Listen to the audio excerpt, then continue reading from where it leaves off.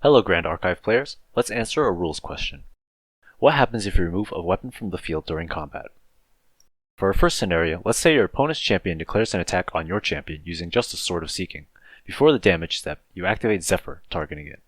What happens? How much damage do you take during this combat phase? The answer is 0. Since the weapon is now gone from the field, its attack is not considered in the damage calculation.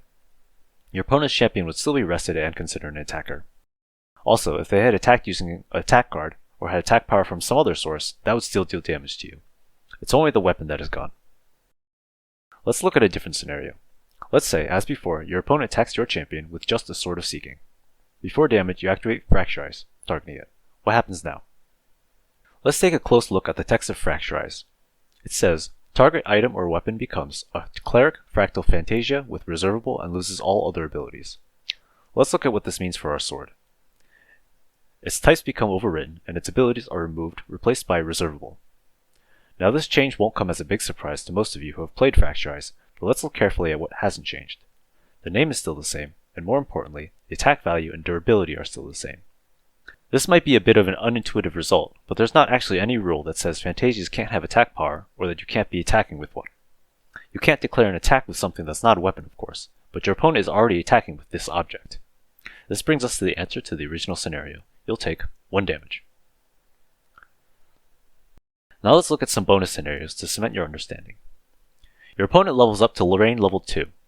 Her on-enter effect resolves, which gives her attacks +2 power until end of turn. In their main phase, they attack with Sword of Seeking. Before damage, you Zephyr the sword. How much damage do you take in this combat? The answer is 2.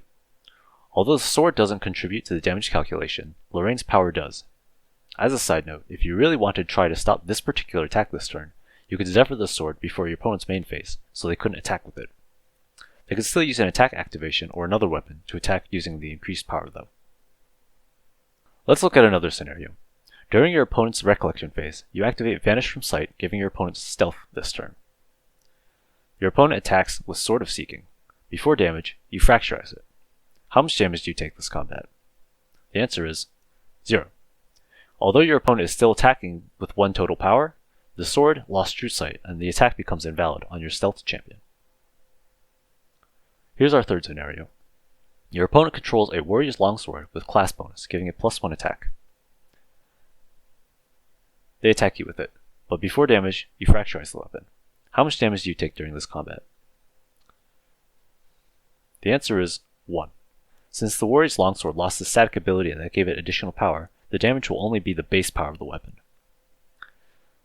Note that Fracturize removes continuous abilities of the weapon, but this won't reduce damage dealt by an attack increase from a triggered ability. That's all for this video. Thanks for watching.